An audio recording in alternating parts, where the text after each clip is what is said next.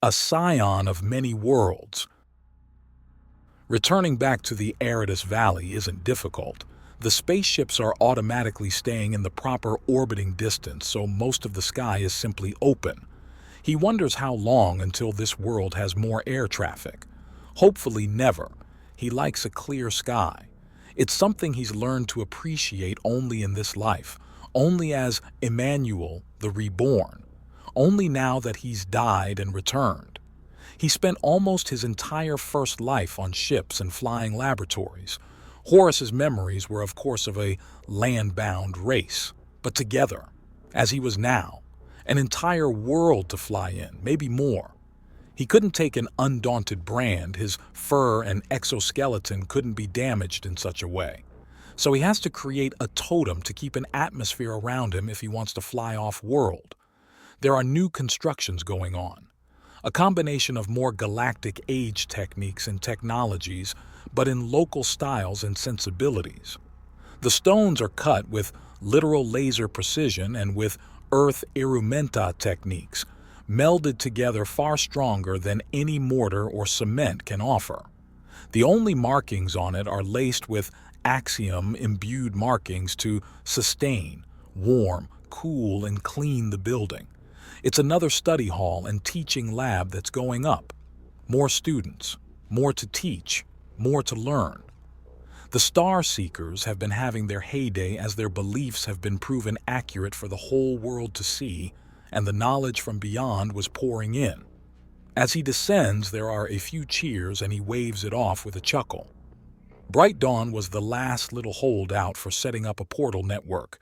They were going to be the highways of the world, and with a major educational center at the heart of all the trade and travel, it would encourage and grow the basic knowledge level of the world.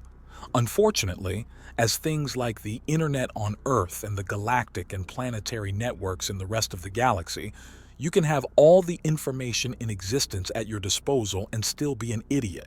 Intelligence and knowledge are not one and the same. Hopefully, the literal brain priming these people are getting from the healing comas will help clear things out further.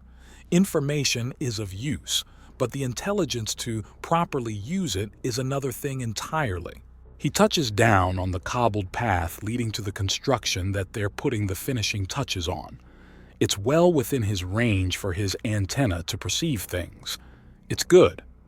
All is good, and it's going to be big enough to house hundreds of more students during their lessons. They're going to need that. There is a deep-throated coughing as one of the Jorgwa who had been overseeing the construction turns and starts to walk over. You may not remember me. Gracia Mulhide. We met outside the Aridus Valley. He says, and she pauses and clearly rethinks what she was going to say. How fares Garcia, your daughter? Very well, my lord. I'm sorry, how did you do all this? Is that a general question for everything? Because answering that will take a very long while. Yes, no.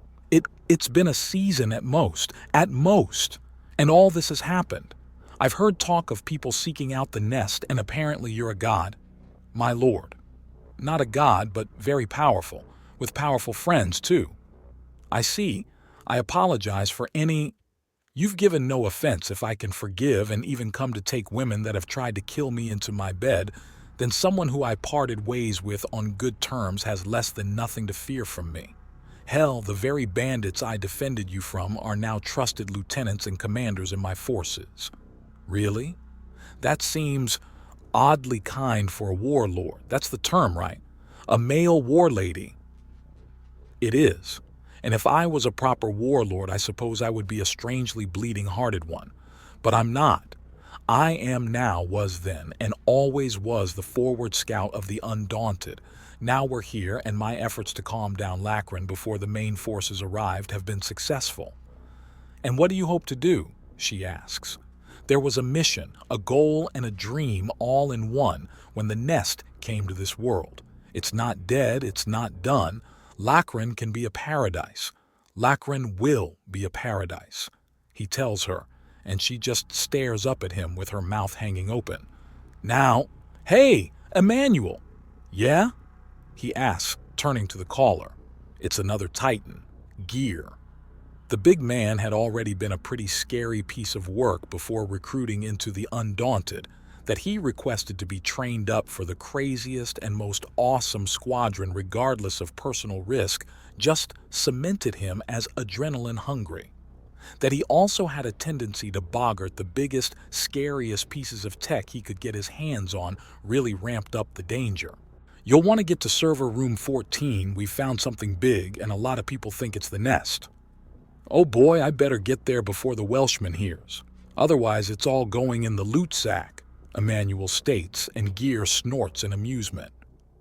Yeah, he is the type. I think it's awesome that he has a big bag with loot stitched in the side, though, Gear states, and Emmanuel snorts. It is funny, but not appropriate in the here and now.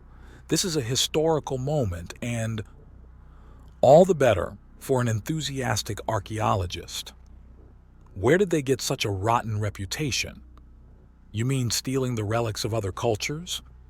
You do know that on Earth, most of the things archaeologists recover are things the locals only give a shit about when they hear about how much the archaeologist likes it, right? Emmanuel asks. They literally ground down mummies in Egypt to serve as folk medicine, and the pyramids used to have a gold finish that was literally picked clean by the locals. They didn't value that ancient history until the rest of the world did, and it's much the same everywhere. Right, sure, man. Anyways, server room 14, Gear says, and Emmanuel nods. All right then. Excuse me, please. He says to Gracia and begins moving again.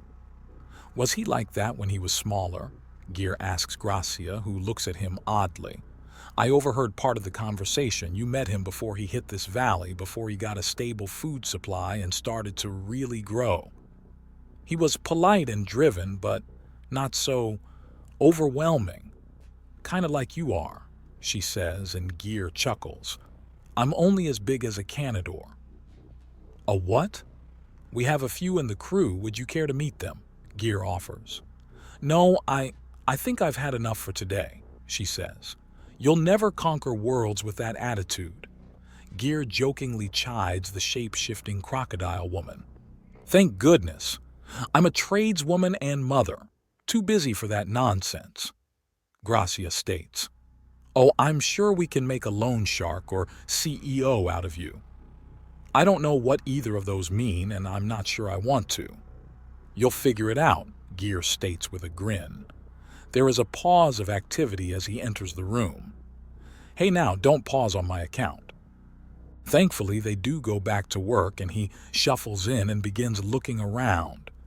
One of the screens is showing the readout of a radar that's showing an enormous metallic structure wedged inside a gigantic underwater trench. How did you find it? Tectonic shift forced the stone against the steel, and the steel won. We heard it as an underwater explosion. The scientist at the control states. It's no wonder it wasn't found until now.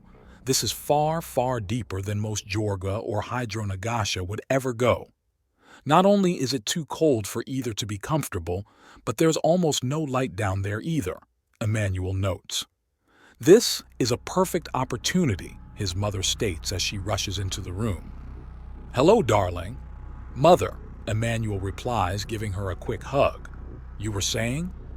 This is a perfect opportunity. The location of the ship has it geographically similar to where we mapped out the body of the entity identified as the Sleeper. Its mere presence has caused numerous unusual avenues of research to open up, and this may be another. Even if there is nothing to recover on the vessel itself, which is highly unlikely, metal samples from it will tell us a great deal about this being's presence. These entities have been dismissed by the scientific community as just another form of space-borne life. However, its presence here has already told us so much. Are we putting a team together, Mother? Emmanuel asks, and she pauses. I am putting a team together. You never gained an archaeological license, and it would be quite inappropriate for you to come. Besides, you are an Earthani, my son. You do not operate well in water. especially not lightless, freezing ocean depths that can and will crush most submarines like empty cans. No, however, there are still numerous things such as pressure suits, and Emmanuel begins to protest and his mother rears up to place a finger over his mouth. You can relax. Your work ethic is an inspiration, but you don't need to do everything. I have a professional team ready and waiting to go down to that ship and begin the recovery mission. They will acquire all the samples needed. Furthermore, as we have several Angla in the team, even if things go for the worst-case scenario, at least half the team is biologically adapted to survive at extreme ocean depths and technically don't need equipment to reach the wreck. All right, it's just that I'm kind of used to, well, I understand. Delegation is a hard skill to grow comfortable with, she says. All right, I should get out of the way then. Besides, I need to get some portals up and moving. Bright Dawn has agreed to come into the network and they're just debating the logistics of what goes where. It's been over a week since Greenstone and the Breakaway Empire started those debates. It could take them a while. Possibly, but less likely. There are only 3 surviving counselors at Bright Dawn after the recent civil war, and they're generally on the same page. Well, that's all the more reason to get to work, isn't it? It is, but, well, he turns to regard the screen showing increasingly more of the nest's outline. He wants to know. He really wants to be there, and it's clear to everyone looking at him. He wants to just go and see. Then he takes in a huge breath of air and lets it go. I'll get started. We still have an hour until dinner. Plenty of time to get things started. I'm proud of you. Many people grow so arrogant when they get strong or wealthy. You can resist the temptation. You've done better than I did when I really started to come into my own as a scholar, Morgana says, hugging him around the midsection. He crouches lower and hugs her more fully. Thank you, Mother. I'll be out in the easterly part of the valley carving out some portal pillars, he says, before giving the screen one last look before leaving the server room. Did someone kick your dog? The hell are you in a slump for? Horace demands as he finds Jasper carving a pillar with a presence of sheer depression around him. No, I really want to do something and I really hate that I can't, Emmanuel answers. Like what? Horace asks as he grabs a pillar of his own and starting to carve it out with a knife as opposed to Emmanuel using just his claws. They found the nest, and I want to be there when they start the recovery. It's the ship that brought the first colonists here to Lacran. If its black box is somehow intact or even just partially intact, then we can learn a whole wealth of things about the history of this world. Who was here first? What the hell happened? We have a general idea in that the Sleeper, a local unregistered outpost, and the nest all stumbled on each other at the same time. But an educated guess is just that, a guess. You want data. Everyone who brushes up against the situation wants that data. But Mother is right. For all my training and education, archaeology wasn't part of it. I'm not qualified to go down there, and that's without even looking at the location. Which is Blackwater Trench. The husk of the ship is wedged in the walls so far below sea level that there's no light there. Which means the pressure may be one of the few things with enough sheer force to actually hurt you. To say nothing of my inability to breathe in water or the effects it has on Earthani physiology. Oh yeah, it's a turn on, isn't it? It signifies mating season. So technically yes, but also no. You still want to go, don't you? Yes. And you can't pilot an observer drone or watch through them. It's not the same. Emmanuel whines and Horace finally breaks down laughing. It's not funny. I want to go.